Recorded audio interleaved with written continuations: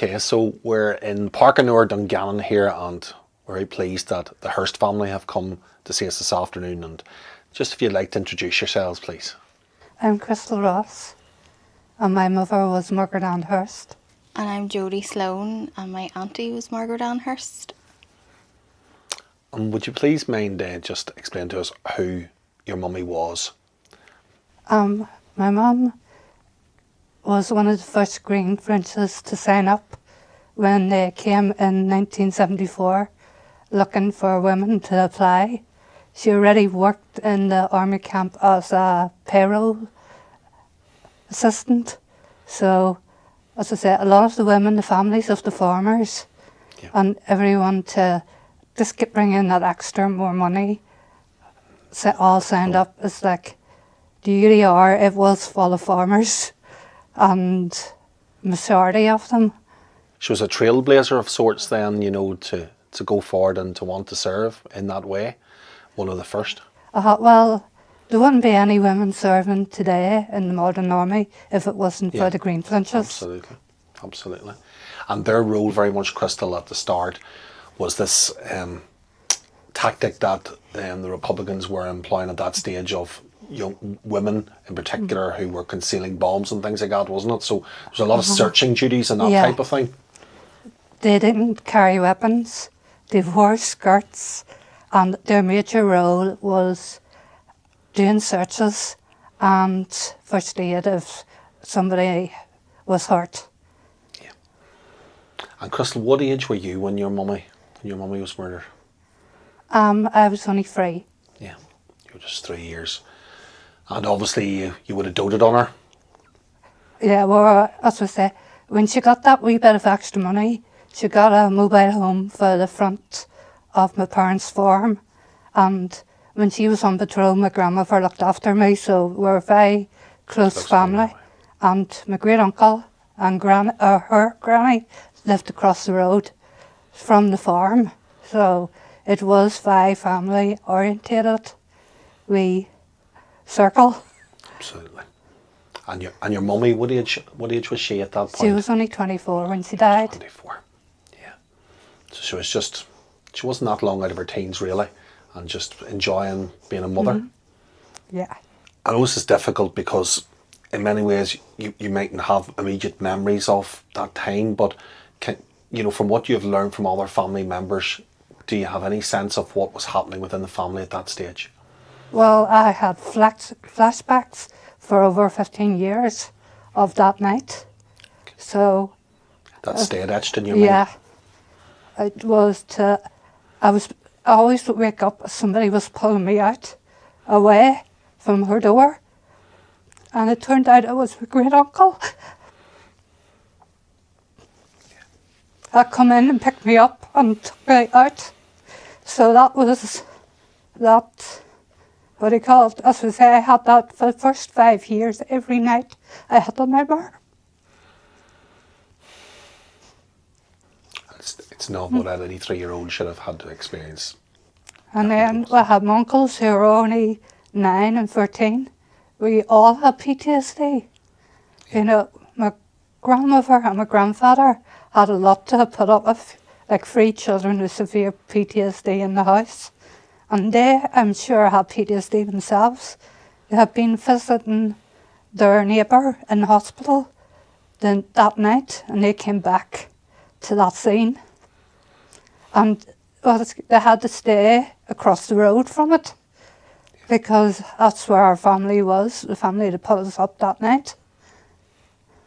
We were all taken across the road from the farm. So there was really no escaping it. And your mother was the second greenfinch to have been murdered, isn't that right? There were No. four in total. 5. But no, she was third. But she's the only off-duty one that was ever killed. Yeah. It was the Catholic Church primate in, the Archbishop in Armagh. Yeah. He actually came out and condemned it, which wasn't heard of in the 70s. Yes. So, it was just such a callous thing to have done. And do you think, reflecting back as well, was that almost to try and instill fear within women, not to basically to serve within the Greenfinches and make their contribution in that way? Or what do you see as No. having been involved with that? I think they actually came for grandfather, but something happened. Whether she switched the light on and then they riddled the caravan. Yeah. So whether they thought she heard them and could recognise them, or somebody just got finger happy because grandfather was killed 3 years later. Yes, I was going to then speak to that. It wasn't the only time that terrorism came to your family. No, unfortunately, grandfather got blamed for one of the neighbours. Turned out the neighbour told him a while after my mum died, there was false things said that he was supposed to be doing, but he wasn't. So a smear campaign, which often happened Yes. within rural communities, and that's the consequence of what happened within your family. Mm-hmm. And Krystal, life for you then growing up, I can't begin to imagine what it was like dealing with all of that, because your identity in many ways was marked out then as a Hearst because of what happened in those 2 acts of terror, isn't that right? Yeah, like my surname is Ross, but half the time I was called Hearst. Yes. You just answered to it. So, but Granny was very loving and she made us all feel loved. Yeah. And that was her superpower.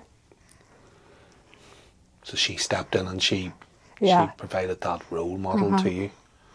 Because as I was saying,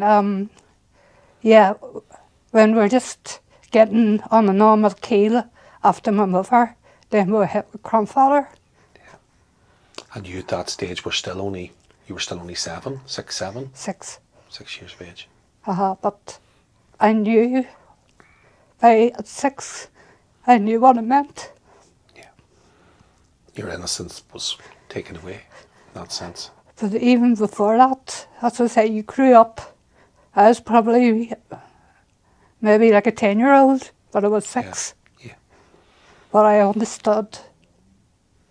Krystal, look, thinking back to, I mean, primary school, was there any sense of anything normal about it, or was it just a haze of difficulty? No, it was actually school. I was really good at school. Yeah. Yeah. Was that like a release from?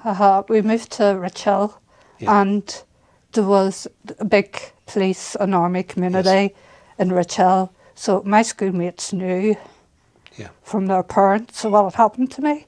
So they would have been very protective of me. Like, the only thing, come Mother's Day, I wouldn't have said a word, but they would have gone, Miss, she can't make a card. Yeah. And all them points in the year, birthdays and anniversaries, they have to be dealt with all the time, I guess. It's the 2 worst one was Mother's Day and Remembrance Sunday. Because the actual anniversary wasn't too bad, but on Remembrance Sunday it was all in your face, basically. And these were the days before people knew how to kill treats, or how people knew how to treat children with PTSD. Yeah. We were all told to button it and get on with it. And when you look back, I mean, your education, do you feel it suffered badly over those years? My uni one, definitely I took a big, bad PTSD thing when I was sitting in my finals. Like a panic attack. I didn't get out of bed for a week. Yeah. And how do you explain to an English person what you've been through? So I think I told them I had tonsillitis or something, just to Because there was just no ability to connect with you, with it all. No, they wouldn't have. My GP in England wouldn't have had the foggiest thing, because even back then there was no PTSD thing. The first time I learned about PTSD was watching a documentary about Hillsborough, and I could tick off all the boxes of the policeman. They put up a list of symptoms. Symptoms, and I was going, yep. It all hits. Yeah. So it has a name. And like back in back in the war days, the First and Second World War, there was, of course, what they called shell shock, but that essentially Literally was same thing. PTSD, and people were almost assumed to almost be going mad, that almost it was on them what they were experiencing, but it's the outworking of trauma, isn't it? Do you But know it's like what has happened? our house used to be on the flight path between Prestbrook and Portadown. Took me years to get to sleep without helicopter sounds, because that's all you heard all night was helicopters. And in a way, when you could hear those, you could sleep. And when it stopped, it was a lot worse. You felt a level of almost protection that you could hear that? Yeah. Yeah. I suppose it's like white noise sound. Yeah. Yeah. And Krystal, I know something that, that seems to be very apparent in your family. You're very proud of her service, that she actually was prepared to serve, isn't that right? And my grandmother, she tried to join up, but because my mother was an unwed mother, they made them choose, only one of them could join. So we're going to go, because they basically did say if anything happened, one or the other. Yeah. There was no, mum didn't have a partner to take it on, so. But in speaking to that relationship then with your granny, that was a very special relationship. It's. Yeah. I had grown up in the same house the first year or so. We're in the same house, and we're literally 5 or 10 yards across from the front door to our caravan. And when you think to, I suppose, terrorism and what its impacts are, is there this sense almost like that the bullet never really ever stops travelling, or that sense of a bomb, it always is reverberating, because the implication of what happened then still with you now, aren't they, with your family? It's like, It's still present. yeah, I'm trying to reward this. For some people, they did get peace and the peace process, but a lot of people didn't. Yes, there was no more killings, but we're still living with the aftermarks. Yeah. The actual violence, as you say, has receded, or in some situations stopped.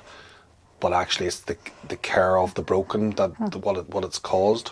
Yeah. Is not there always. And listen, you're supported today as well.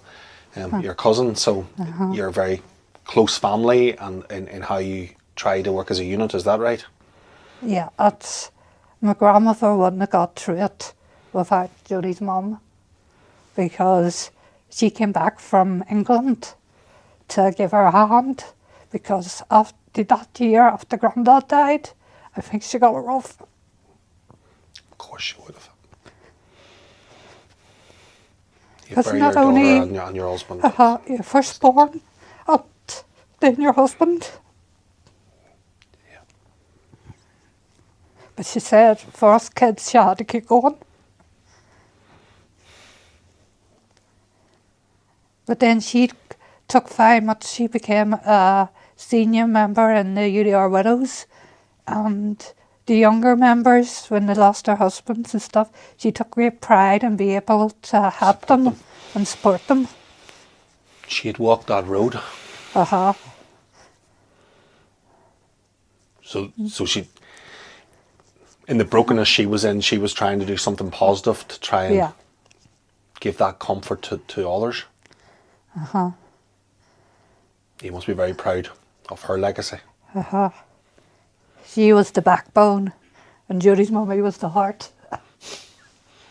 You wouldn't mess with the two of them together then, would No. you? And when you told you were babysitting so the two of them could go and go do shopping or whatever, you didn't say no either. And Chris, I suppose part of the reason why we've gone down the road of doing this particular project is a sense within the organisation that women's role has almost been written out of the Troubles narrative.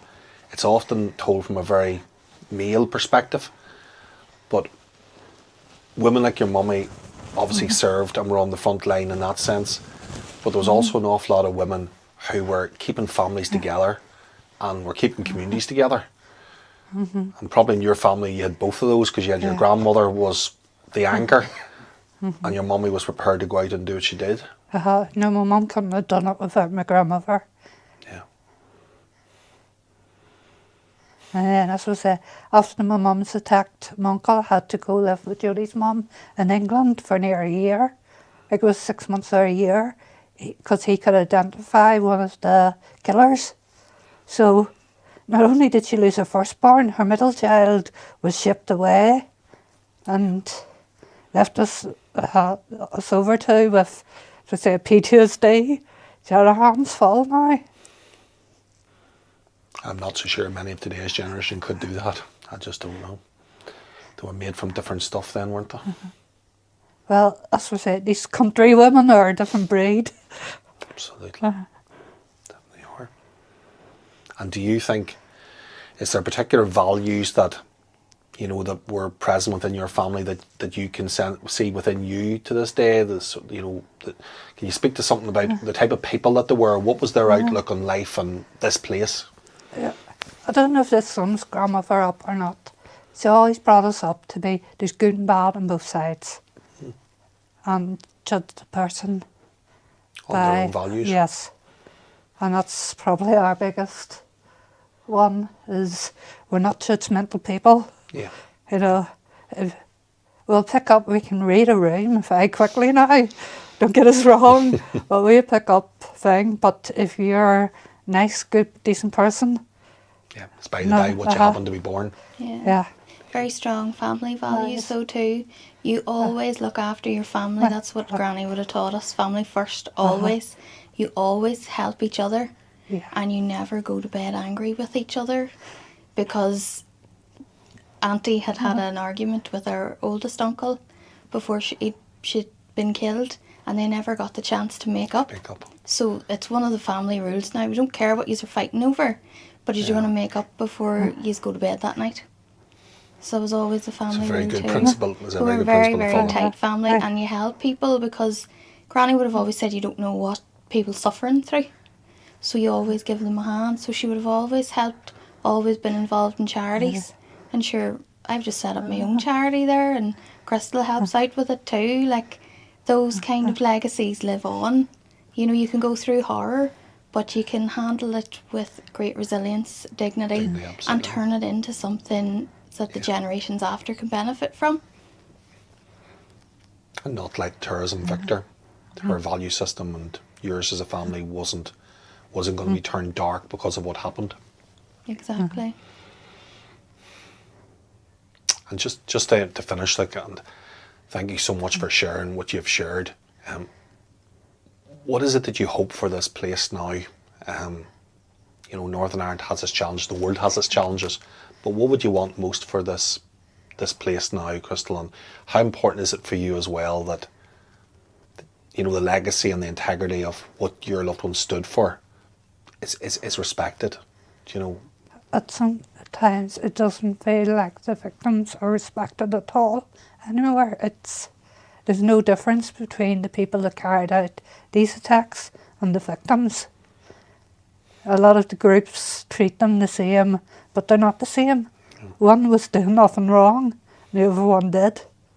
So a lot of these days, that's one thing that is hard to stomach. Yeah. That issue of choice that people had, and they took bad choices, but they don't want to stand by them. Yes, there is ones that have regretted it. They've come out and done positive things. Yes, we were wrong. You mightn't like them, but you might respect them. But there's a lot of ones, we did nothing wrong, or remain in denial of it all. Yeah. I would just think it's so lucky for these young ones today. They didn't grow up. Jodie, your generation's probably the last one that remember the Troubles, because her little brother has no clue about us, about listening for hearing the bombs going off in Armagh, 5.5 miles away in Rich Hill. And that sound, the boom, you knew straight away what it was. Yeah. As I say, the young ones these days are very lucky, but they don't have the backbone that we have, that or resilience is probably Yeah. a better word. Yeah, what you were doing and what your granny was doing was being resilient before that word was almost invented. Yeah. In the sense of everybody nowadays, we talk about resilience, but it means something quite different today than what it was lived as back then. Is that right? Yeah. Thank you so much, the pair of you. Thank you so much.